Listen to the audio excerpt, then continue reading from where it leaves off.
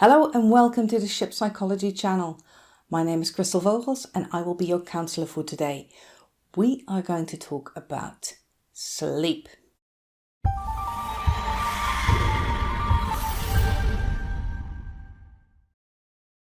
I don't have to tell you about the importance of a good night's sleep.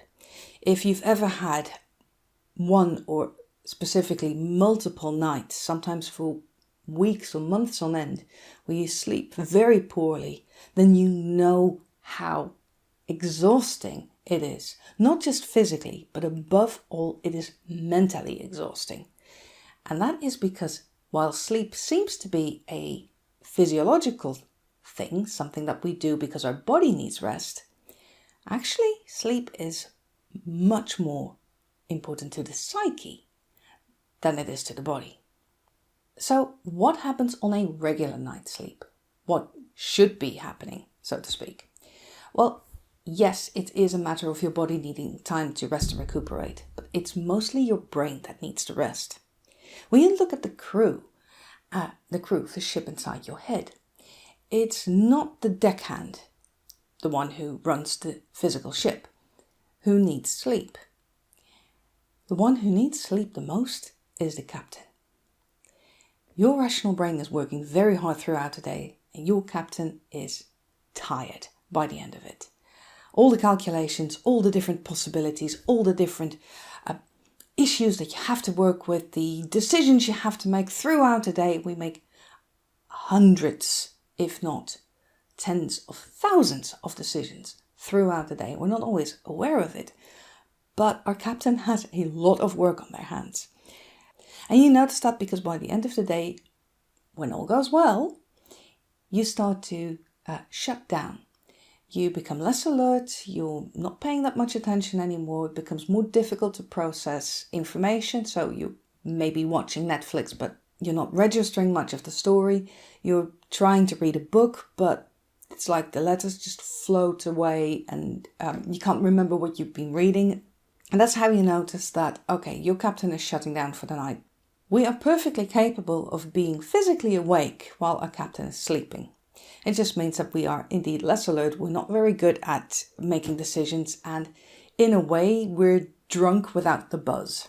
But yes, physically, there's also things that need to be done. And there's other mental processes that need to happen. So once the captain is asleep, that's when the deckhand says, okay, we're shutting down all the physical operations for the night.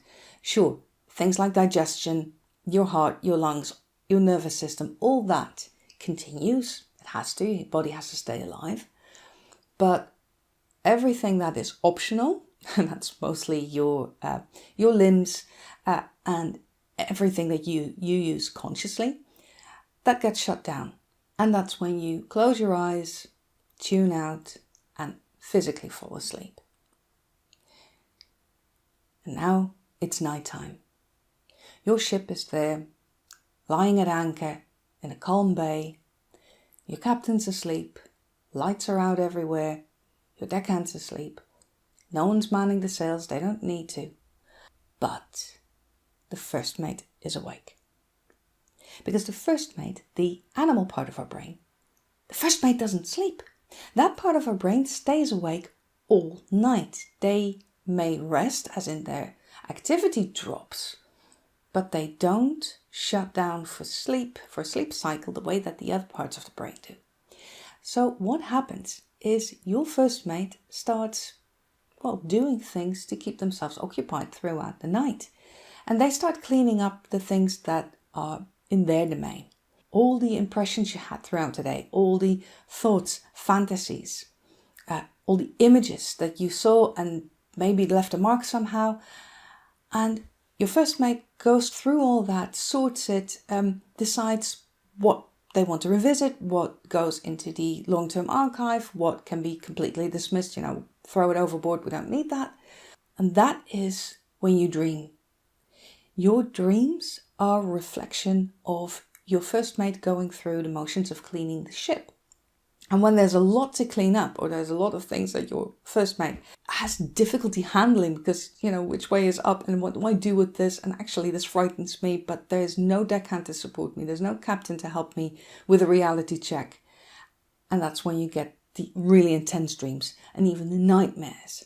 And then by the time you wake up, because you go through several of those cycles, and then when you wake up in the morning, you can be wide awake the moment that, your alarm clock goes, yes, you're there, you're awake. And that's when your deckhand wakes up first. If your captain wakes up before your deckhand, there is this moment of complete disorientation, because you have no real idea of your body yet. You're not entirely certain what is here and now, because that is the deckhand who checks where you are and who you are and where all your limbs are and which side is up. And it can take up to as much as half an hour before you are fully physically, mentally, and emotionally awake. That is what a normal sleep cycle looks like, a normal night looks like. So what happens that keeps you awake at night? Well, as you saw earlier, the first one to go to sleep is the captain. The deckhand does not go to sleep, so you don't physically fall asleep before the captain shuts off for the night. So what happens if the captain is working late? They're in their cabin, they have this pile of papers and calculations and problems on their desk, and they're trying to sort it out, but it's just not happening. They're tired, you have difficulty thinking, but your first mate is there saying, there's something wrong. What if this happens? What if, Captain, help me, save me? What happens if? Maybe something happens in the morning that you're very nervous about, or maybe there's something coming a longer way off that your first mate is already nervous about, already anxious. And they're essentially grabbing the captain by the lapels and saying, Captain, help me, save me, do something. You can imagine that your captain has difficulty going to sleep when someone's shaking them like that. Your first mate doesn't need sleep, so it doesn't register, anxious as they are, it doesn't register that the captain does need sleep. So while your first mate is shaking your captain is doing their utmost best to find a solution to whatever problem that the first mate is offering, that the first mate is dealing with. The deckhand becomes annoyed as well, because while physically you're able to do without a lot of sleep, you do need time to physically recuperate, and you do need to sleep for that. So after a while, and you'll notice this when you lie awake, the first hour is not that much of a problem, but after a while you start to get physically anxious. Your heart rate goes up, maybe you start sweating, you get restless, turn this way, that way, another way, and this is the deckhand triggering adrenaline, because apparently there is something wrong. The first mate is in a frenzy, they're panicked. Something is wrong. The deckhand doesn't know what, but it's so wrong that it keeps the captain awake. The captain is working. They need more energy. They need at least physical energy to keep working. So your deckhand starts to add adrenaline for the fight or flight response, to run away from whatever it is that the first mate is so afraid of. You keep going in circles and circles until your deckhand is just so fed up with it all that they override the rest of your brain. Your reptilian brain is able to override the higher brains. That has a survival function. And in this case, what the deckhand says is, shut the F up, all of you. Shuts down the light, puts both of them in each at a different corner of the ship. Lights out, I don't want to hear a peep out of either of you. And then you fall asleep due to physical exhaustion. This problem of not being able to fall asleep because your head is just spinning and you're thinking about all kinds of things, usually not the good kind of things, that is because your first mate is so anxious that the rest of the ship can't sleep. What happens when you wake up in the middle of the night? Remember what I said earlier about how we have sleep cycles. And you have about 4 cycles where you fall asleep into a deep sleep, then have the lighter sleep where you dream, the REM sleep, and then you very briefly wake up for a moment, and then this next cycle starts. If you wake up at that moment and you physically become alert because something, for example, something you just dreamt of, triggers a fear response. Maybe it was a nightmare and you're just, you have this adrenaline rushing through your veins and you can't go back to sleep because you're physically too alert. But it's also possible that in those moments when you wake, even if you're not physically anxious, your captain wakes in that moment very briefly. And if they wake more or less like they fell asleep on their desk, and they wake up briefly in that moment, and instead of going back to sleep, they see all these issues still on their desk. They haven't fixed it yet. Oh God, I was working, I was doing something. Yes, and they go back to work. And when the captain's awake, that means the deckhand will wake up as well. And there you are. It's 4 o'clock in the morning and you're staring at the ceiling, going over all kinds of things, and you're just wide awake and you can't go back to sleep. So what do you do in those moments when you're staring at the ceiling? How can you resolve that sort of thing? In both cases, the most important thing is to acknowledge, okay, this is happening. Apparently, there is something that I'm so scared of that the first mate doesn't want to handle it, but they're begging for help. They're begging the rest of the crew for help to the point where they are shaking them awake. When you notice that, and you don't have to know what exactly it is that keeps you awake. You don't have to know, because often you don't realize what the exact issue is. But in that moment, acknowledging, okay, my first mate's absolutely terrified. They need help. I need help. I need to do something about this fear. But right now, my captain, and therefore myself, is not in a position to do much about it. Not because it's in the middle of the night and you can't do anything at night. No, because your captain is too tired to come up with potential solutions that could help and convince your first mate to calm down. But having your dead tired captain, blarily looking at the first mate and say, okay, you're scared.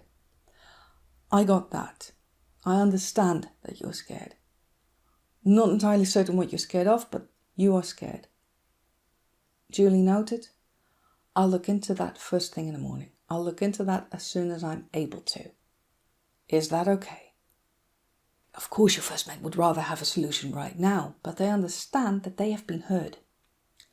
And that acknowledgement that you have recognized and acknowledged that fear, often that is enough to calm your first mate down far enough that they let go of the captain. They stop shaking. The captain can go to sleep. The deckhand can go to sleep. You fall asleep.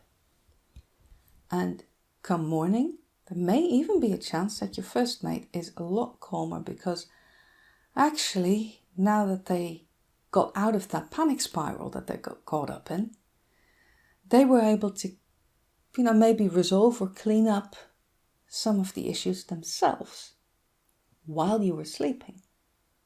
Does it work flawlessly within minutes every single night? Not necessarily. Does it work? Yes. Anytime you lie awake, talk to your crew. Have your crew talk to each other. Picture them having that conversation. Picture your first mate. Is he indeed shaking the captain? Is your captain indeed trying to work through a solution and just not seeing it anymore because they're too tired to? Picture that. And then picture that conversation. I see you. I hear you. I will address it. We're going to solve it. We're going to work on that. Not right now, because right now it's not possible. But as soon as we can, I'll help you sort this. And that will bring down your stress level far enough, both your mental stress level and therefore your physical stress level, to calm down and fall asleep. If you've been sleeping poorly for a very long period of time, weeks or even months, then it becomes more and more difficult for your captain, who is increasingly exhausted, to find the solutions that are right there in front of you. Because a lot of the time, the solutions to the problems that your first mate is addressing so desperately, those solutions are within reach. You just don't notice or recognize them anymore as a solution. When you find that that is the case, it may be a good idea to find someone to talk to who can help you look at the situation from a different angle. That can be a friend or a family member, someone you trust, or it can be a counselor. if you would like help and you would like my help with that, there's a link in the description below for a free navigation call. This is a video call of an hour where we get to meet each other. You can post your questions and we could find what would work best for you in your situation to find a solution to the problems that you're dealing with. That's it for today's video. If you'd like to know more about the ship inside your head, or if you're interested in a navigation call, the links are in the description below. See you next time.